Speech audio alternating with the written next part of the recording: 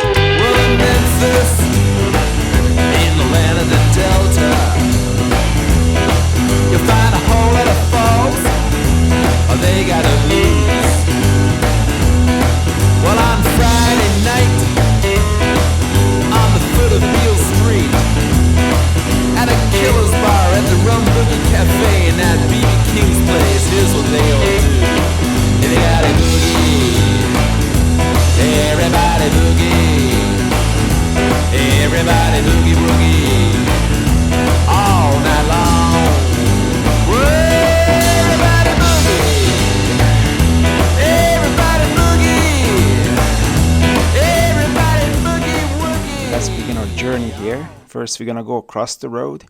If you want to look around, I think you need to pay $1 in the general store, or if you want to take a video, you also have to pay a little fee to keep this up. So first thing, what I didn't think I'm gonna see today, it's a very pink Mazda Miata coupe. You can see it's like a Barbie car. Two ladies arrived with it, very stylishly. It's sparkly, very sparkly in the sun. You can see that. Freaking awesome. So to give you a little background information, there is a mine behind our back, and they used to mine silver, I believe, and they collected all kind of mining equipment. That's why you're gonna see a bunch of these panel vans. Like this one is a Chevy, looks like it's early 1946, maybe 47, and when you look inside, it's all modified, and you got these very weird rims on it with a 59 Cadillac tail light. They've collected a whole bunch of wrecks. Fortunately, it's not raining around here, so it doesn't matter the windows are open or not. And this one is an old Chrysler. I don't know what vintage that is, but it looks like it's in very poor shape, but it's still there. I don't think it's gonna rust anymore. They parked it very close to this container here for whatever reason. This next one looks like a slightly modified Power Wagon.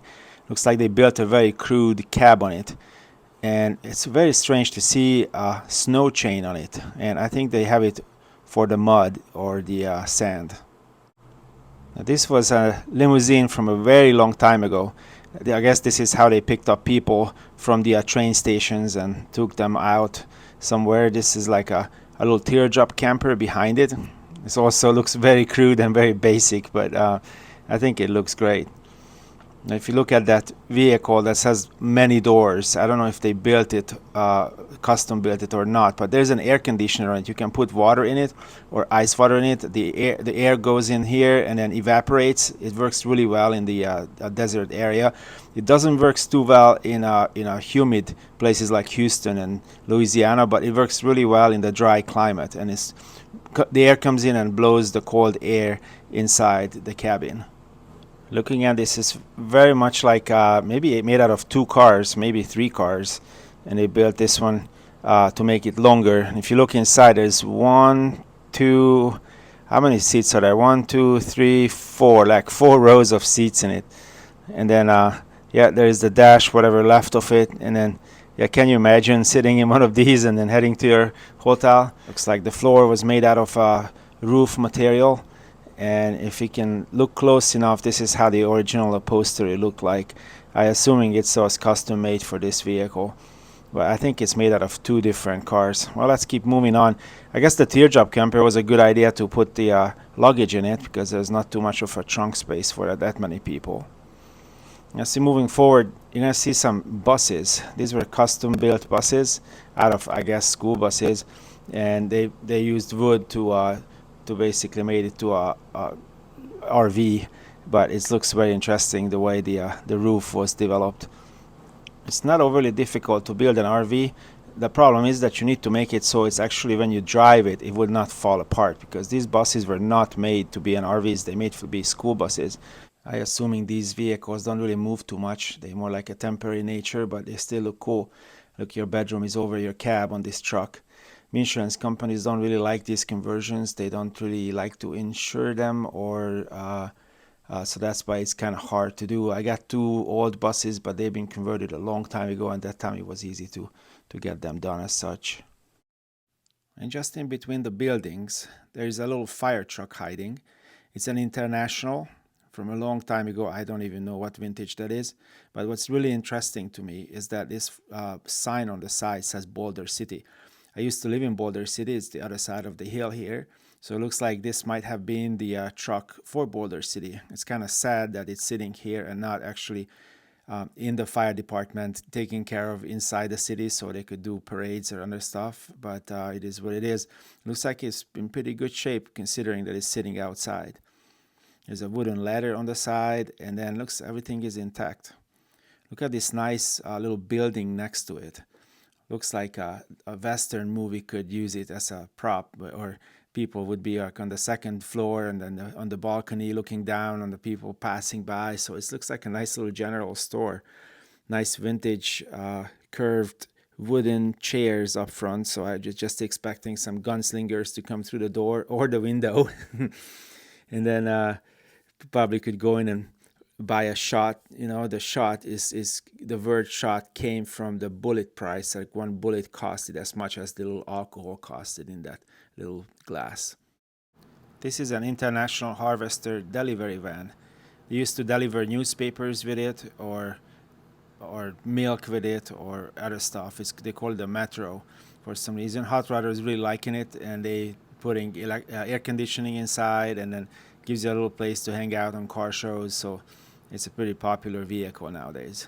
You can see the nice hubcap on it too, kind of rusted. Well, it sounded like a rattlesnake or something. And another old school bus. Talking about snakes, it's just about springtime, so the snakes is about to come out, so you got to be careful where you step. There are several rattlesnakes and all kind of other animals live around here. There's a nice old little gas pump and some sort of building behind it. And there's another one of these Metros. You can see how the door opens, sliding backwards, and the seat inside didn't even have a backrest. It was just basically a one-piece seat, and then the driver was able to jump in and out and then deliver milk or whatever he needed to do. They also made ice cream trucks out of it, but it's pretty cool to see one here. I've seen it in a couple car shows before. You can see part of the mining operation here. There's a huge water tank.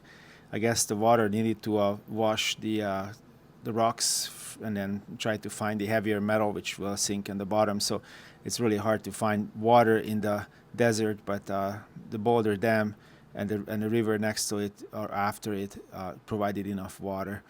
Here's a Jeep. My brother-in-law has one. My father-in-law had it, and then it got to, my brother-in-law actually fixed it up, and now he's using it. I assume these vehicles are leftovers from the mining operation. This one is a panel.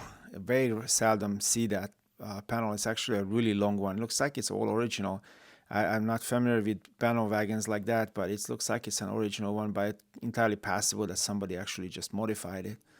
And then there's well, it looks like an old school bus in a pink and black color. There was an East German vehicle called the Robur. It looked very similar to that, but in the front is, of course, it's very different. Of course, it came out of the factory not as a Robur, but as an International Harvester. I don't know if they modified the back part of it or they made International Harvester school buses, but it looks pretty cool. Now this one looks like a 1946 Chevy truck. It's very similar to my truck. I have a dump truck at home in Kentucky.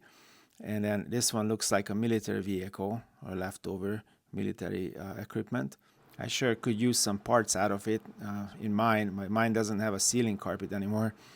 But this one looks like a dump truck too, but it's a lot more heavy duty. I guess it can lift a lot more weight than mine. Mine is a lot shorter one. This one looks like a very long one, so I guess they used it in the mining operation. And look what's there at the end. It's like a huge bell housing and a tiny little transmission behind it. Yep, looks pretty cool. And here comes a Chrysler. These were huge vehicles. My uncle in Hungary actually had one. He bought it from the Communist Party when they got rid of it. He painted it, and as soon as he painted it, someone stole it and never found it. And here comes today's crown jewel. This tiny little car has a two-stroke engine. It's actually made by the Fuji Heavy Industries in Japan. That was one of the first Subarus what they exported and of course imported into the US. They only brought in, I think, 10,000 of these cars. They were saying that it was going 70 miles to a gallon, and they were trying to sell it for college students. And at the end, it was going so poorly. The sales went so poorly, that they were like selling 5 or 6 of them at one time. The guy who was selling the Bricklins later, he is the one who imported them in. It looks like one actually made it to the Nevada desert. It's very interesting to see it back here. Now that's a huge drill press. I wish I could have it. That would make a perfect addition to my garage. I don't know what I would drill with it, but it looks pretty damn cool. And you can adjust the belt on it, like where do you want to, how fast do you want it to turn. And then, well, it looks like it's made in Cincinnati.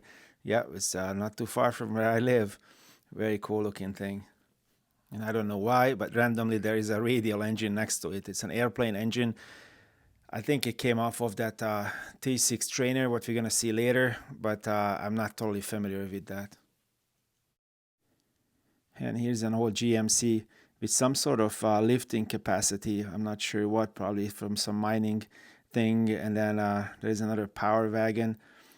Probably could use these vehicles to go on washouts where sometimes the water runs down and between the hills, and that's basically creates a sort of a road between the hills. And then they can go up with these vehicles. There are some trikes, looks pretty fun. And then here comes the Mad Max Era. Looks like a 4x4 Nova. Maybe the supervisor was running up and down the hill with this one. And then there's all kind of parts in this truck, so that looks pretty cool though. But this one is not all that particularly old. It's a 6x6. That's all-wheel drive trucks. And then they look like they got the school bus nose off and they put it on the truck to make it look like it's an old truck. And I'm assuming that they were taking the miners up to the mines with these, because the roads are pretty unforgiving around here, but this would be a great way to reach the work area for them.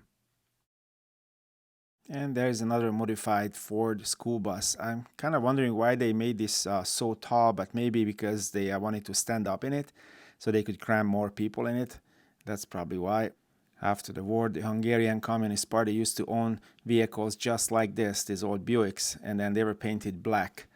Very scary. But yeah, these ones are a lot more friendly to see them over here, not in the black color where the big black car came out one night and then took you in for a talk with the Communist Party if you didn't obey. So here's some very strange things. So this looks like a transporter with a Volkswagen Bug on top of it. So just to make sure we keep the same brand. But I guess in the inside you can stand up and you can look around in a panoramic Volkswagen body. And then of course it has to be towed by a transporter as well. So yeah, this looks like a very funky setup. And then there's a top chop bug. They look like a cockroach maybe. And then some normal leftover bugs. At home, my daughter owns a 1968 Beetle, so we like old Beetles. Now this thing is, the question remains, why? Why would you do that? But as we going forward, we see some other jewels here, like this thing. That looks like another panel wagon. It looks like an old Chevy. Let's look inside, see what can we see. All the windows are rolled down because there's not much going on here, so it's like no rain, never ever any rain, so this really doesn't matter. And here's a very evenly rusted Ford panel wagon. I'm not sure what vintage it is, but it looks pretty old. And look at this bicycle. It's got the chrome thing going on. The chain is a little bit torn, but I guess it still would be a good bike to ride around. Even this bicycle is old, and it's just sitting here, and then doesn't really go bad. It just probably would need some new tires. But looks like he's towing this camper. Of course it's not, but even the camper looks like it's been abandoned. But from a distance it looks pretty cool. If you look inside, yeah, there's some water damage, maybe from the time when it actually was raining, but everything is sort of intact inside. Probably could make it work. I had a few campers on my own, but if you look at it from a distance together, they're showing a pretty damn good picture.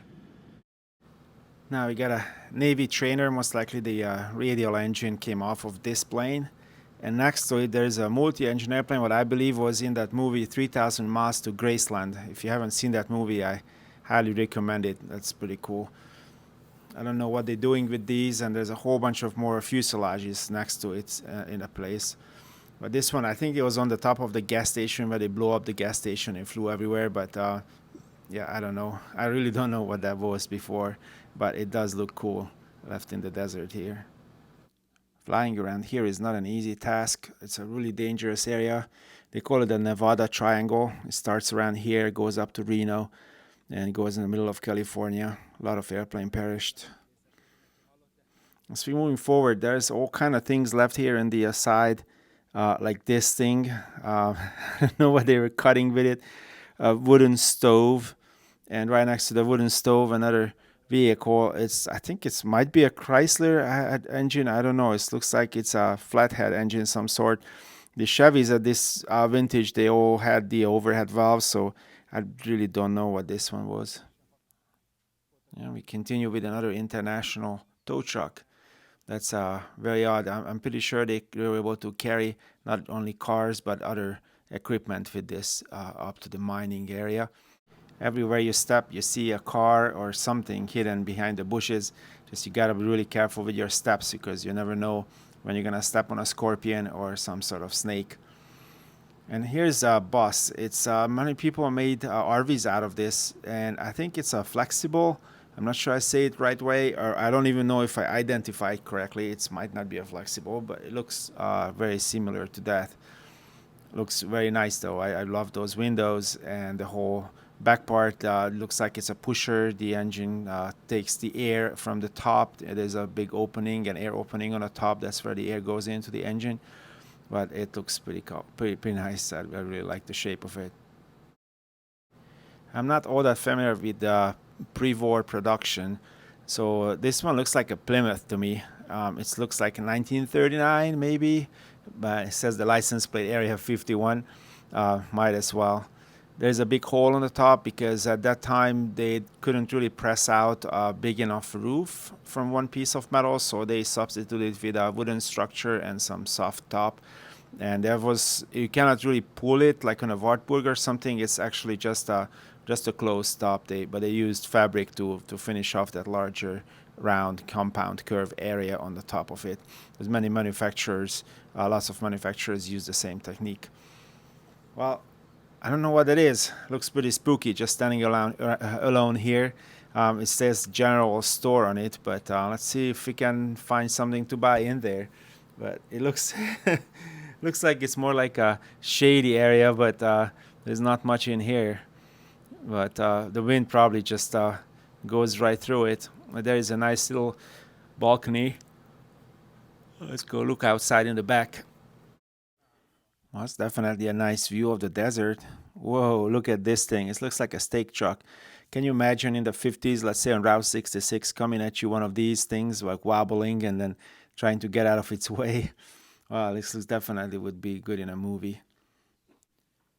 These are called the Nash Metropolitans. They are made in England by a company called Austin. They put a 1200cc four-cylinder engine. I think they were the A40 engines what came out of Austin. And that's how they got imported into the US and they sold under the Nash brand. There was also another brand which I forgot what it was, but it looked very similar. But there was another brand which was not as popular. This roof cannot be removed, but there is a convertible version right next to it. And they had all these very funky colors. There was the turquoise and the yellow and all kind of bright colors when they were selling them in the 50s. Even have a Continental kit on the back. This one is another mining equipment, I assume. This one looks like a Model T. And from that Model T version, this is actually a heavy-duty truck version, which is called the TT. The way you can check this out is that it's got a different kind of frame setup, and then in the rear axle, there's a warm gear type of rear axle. It's not like a regular rear axle, what you would expect on a car. They were really super slow, but looks like the tire's been changed to a modern tire. And then old Chevy tractor unit. I wonder what they were pulling with this, but you don't see this too often in any kind of car shows or anywhere else. Looks like it's a full-blown tractor unit. And then I think this is a Ford bus. I'm not totally sure, but from the front, it looks like a Ford bus. Let's see what kind of engine we have in it. It's some sort of, it's a Rocket Oldsmobile engine in it, so I guess it's a hot rod Ford. And then there's not too many windows left in it, but yeah, I guess they were taking miners up to the mines with it. And there's an old camper there just sitting at the end. I wonder who lives in it. Maybe some animals, some coyotes maybe like hang out in the back. Let's see inside. I really like that window on the front. That looks like a panoramic window when you sit in it. There's a stove in it. Wow, it's pretty well intact. Probably could make a good vintage camper out of it. Very nice.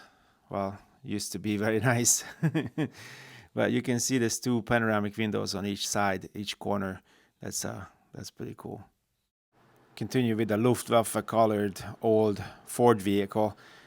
It's most definitely not original, and I think the paint is a little bit off too, but probably used it for a movie prop or something.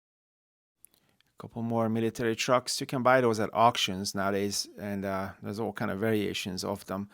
Looks like an old Chevy. And then continue on.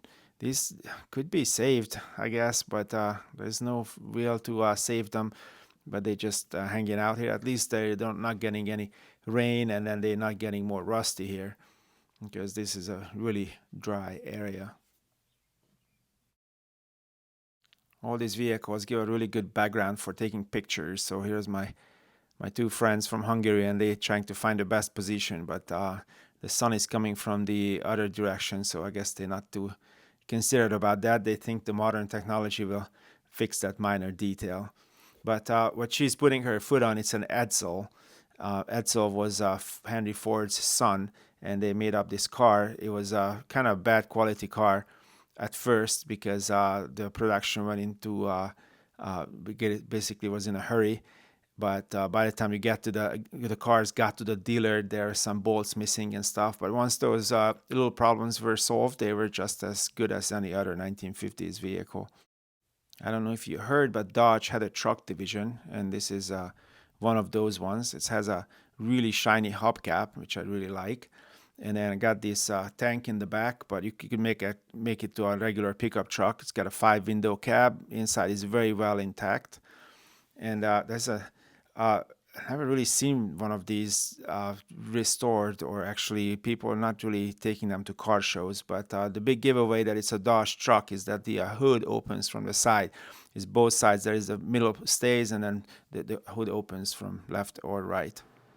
One would wonder, why would you have a tow bar in front of this nice old F100? I wonder where did they tow it and why, but I guess it's there. Just in case you feel the need to take a shower, you can do that with your girlfriend. And then you got all kind of things here, from the phone booth to agricultural equipment. You can find everything here. Here's a nice little chapel and a piano. Well, it looks like it's made in Chicago in 1878.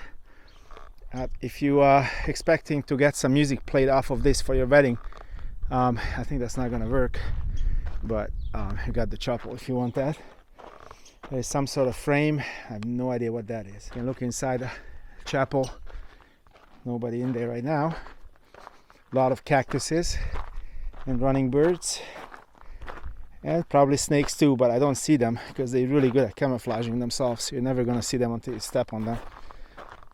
Here's a very nice old sign, which reminds me there is a place in town called the Neon Museum. So if you ever come to town, to Las Vegas, make sure you look at them. Very nice place. There is an awesome looking garage and all kind of garage equipment around it, and all old signs and everything. There is a tire changing setup here. That would be really nice to have it at home, so I don't have to go to the tire shop every time I got something to do. And also I really like to have a balancing equipment the same kind of way you can balance a tire.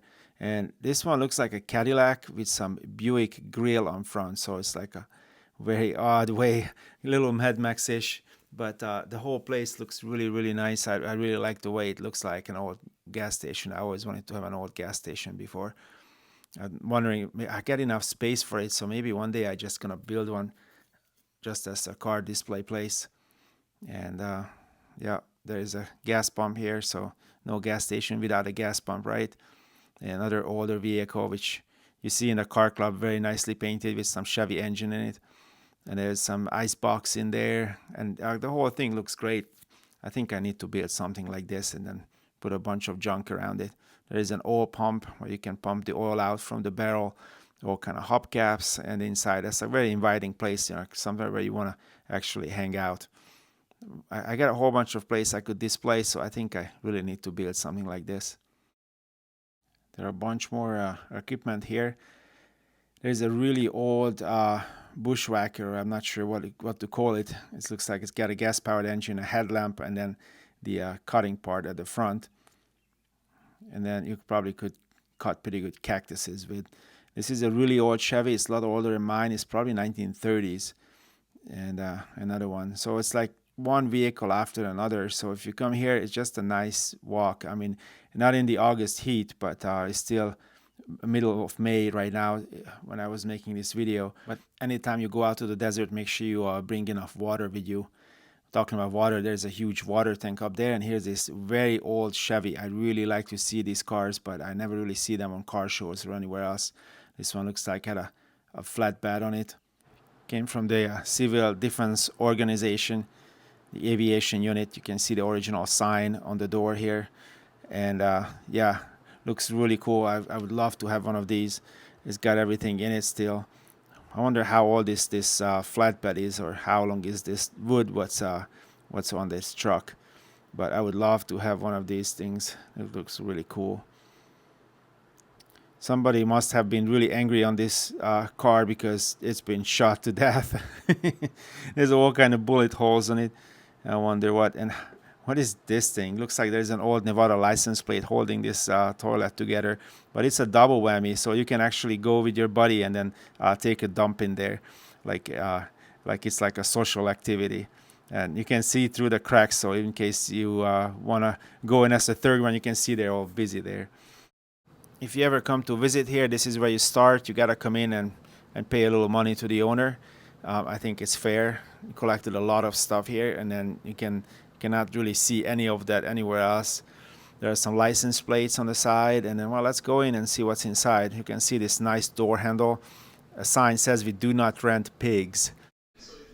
We are inside this little store here where you need to check in and pay your fee if you want to take a video or look at all these things, what they collected. I assuming there were a bunch of Chinese tourists who touched everything and broke a bunch of stuff, so they're kind of getting very leery about tourists walking around on their own. There are all kind of things here, from a moose head to to typewriters and a stove. Like it's either probably a wooden stove or a coal operated stove. And then there is a nice little model of a mining operation. It says don't touch it, but it looks like there was some sort of electricity what was moving it, and then it shows you how the mining was done on it, on the real machine. Looks like somebody died up in that corner up there. Yep, they didn't get out. And there's the typewriter and other things. Ooh, that's a very impressive door up here. Look at that rolling mechanism up there. And then it's just been put up there. Cool. Nice old desk and a Johnson motor. Well, let's go out and look around. They also do mine tours. There's a mine under us where they take you down there. And of course, mine always requires some water. So they had to truck in the water, and then they had to dispense it wherever they were working on the mine stuff. So there's a nice old Model T tanker. Not much left of it, but it's there. You can see the old-fashioned radiator on it, which has the round tubes. The more modern ones have the flat tubes, what is like an aftermarket radiators. They work better, but you can still buy these round tubes if you have to. There's a horse-drawn watering device. And then a Dodge, which has many colors, just like a kitty cat what had many fathers. And it looks to me a 1960 Cadillac, but I can't swear on it. It's very pink and very long, followed by the homemade camper on it.